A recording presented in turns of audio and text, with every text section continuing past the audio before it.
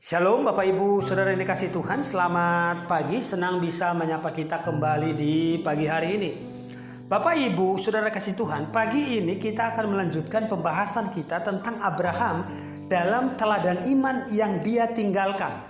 Poin keempat dari Abraham yang kita bisa pelajari adalah Abraham adalah seorang yang senang mengerjakan firman Allah. Dalam Kejadian pasal 22 ayat 1 sampai 3 dikatakan begini Bapak Ibu.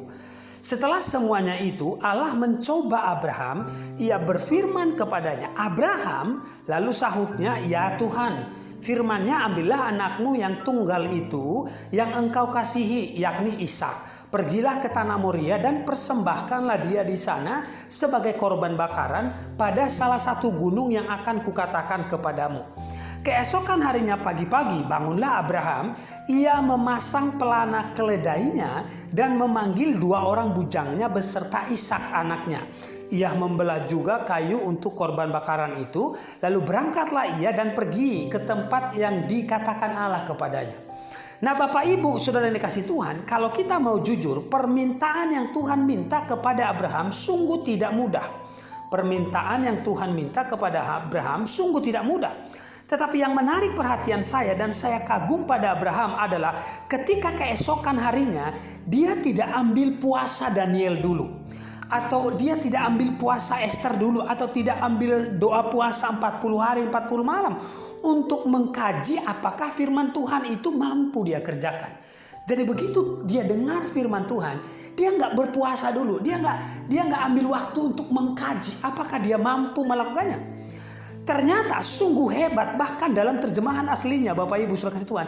Kalau kita baca dalam terjemahan aslinya, ayat ini bunyinya begini. Bahkan ketika hari masih gelap, dia bersemangat memasang pelana keledainya, memanggil kedua bujangnya beserta Ishak anaknya. Ia juga membelah kayu untuk korban bakaran itu, dan berangkatlah ia dan pergi ke tempat yang dikatakan Allah kepadanya.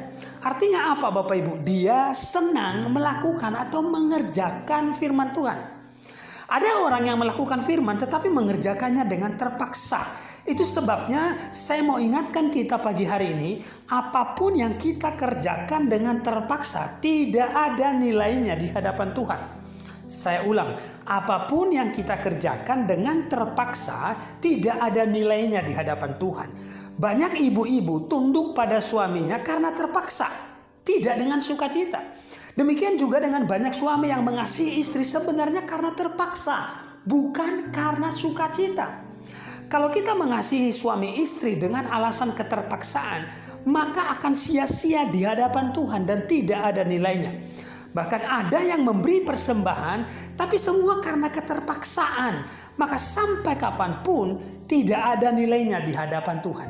Belajar dari seorang Abraham ketika dia melakukan firman Tuhan.